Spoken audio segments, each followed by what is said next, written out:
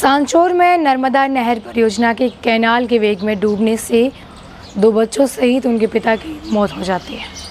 32 साल के आमाराम अपनी बहन के घर गए थे। उनसे मिलकर के बाइक पर अपने घर वापस लौट रहे थे और वहीं उनके साथ में उनके बेटे अभिषेक जो कि 7 साल का था और वहीं एक बेटा आदित्य जो कि महज 5 साल का था।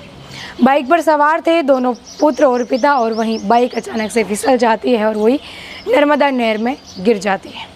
पानी की आपूर्ति करवाने वाली नर्मदा नहर काल कवलित भी बन जाती है कभी कभी, क्योंकि यहाँ पर करीब 15 साल में 200 से ज़्यादा लोगों की डूबने से मौत हो गई है और 10 साल में 172 लोगों की पानी में डूबकर मौत हो गई है। प्रशासन को कई बार यहाँ पर अवगत करवाया गया है, लेकिन कभी ध्यान नहीं दिया, क्योंकि नहर की दीवार जो है वो सड़क के किनारे होने से सड़क से नहर तक की फिसलन जो है वो आसानी से है और बारिश के वक्त बहुत जल्दी हो जाती। वैसे ही लोग गिर जाते हैं जैसे आमाराम गिर गए। बुधवार को आमाराम अपने घर से बाइक लेकर के अपने दोनों बेटों के साथ जा रहे होते हैं। वो सिवाड़ा जाते हैं, वहाँ पर अपने निजी काम को निपटाते हैं और उसके बाद अपनी बहन से मिलने के लिए जाते हैं। बहन से मिलकर के जब वो वापस आते हैं तो बाइक फिसल जाती है और नहर में गिर जाती है। बुधवार सुबह 10 बजे दोनों बच्चों के शव घटनास्थल से 2 किलोमीटर की दूरी पर मिलते हैं, अभिषेक और आदित्य के शव। इसके बाद उनके पिता के शव को लगातार ढूंढा जाता है। पानी के अंदर 50 मीटर घटनास्थल से आगे आमाराम का शव मिलता है। जब ग्रामीण ढूंढते ढूंढते जाते हैं तो वो देखते हैं कि बाइक के निशान वहाँ पर पड़े हुए हैं। बाइक अंदर गिर जाती है तो वहाँ पर ग्रामीण जो है वो रेस्क्यू ऑपरेशन चलाते हैं, रस्सा मंगवाते हैं और रस्सा मंगा करके अंदर ढूंढने के लिए जाते हैं तो आमाराम का शव पानी में मिलता है। आमाराम की मौत हो जाती है।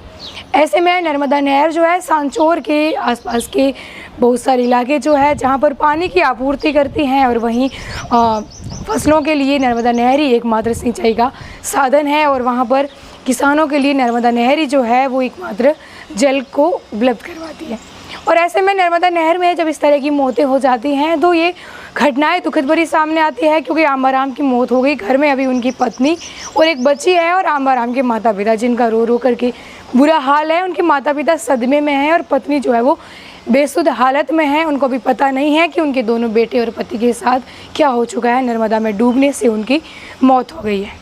इसको प्रशासन की लापरवाही कहे या प्रशासन की ढील कहे, जो ध्यान नहीं दिया गया। और वहीं कुछ लोग जो जानबूझ के सुसाइड जैसे कदम उठाते हैं तो वो भी नर्मदा में आसानी से कूद जाते हैं, क्योंकि उनको कूदने के लिए कोई भी ऐसी विकट परिस्थिति का सामना नहीं करना पड़ता है, क्योंकि नर्मदा नहर जो है वो रोड की ऊंचाई है उसके बराबरी में है। तो चलते हुए जो वाहन है वो भी नहर में फिसल जाते हैं।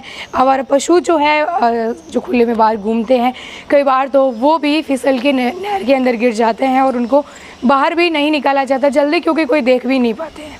वैसे ही जैसे आमाराम और उनके दोनों बेटों के साथ हुआ।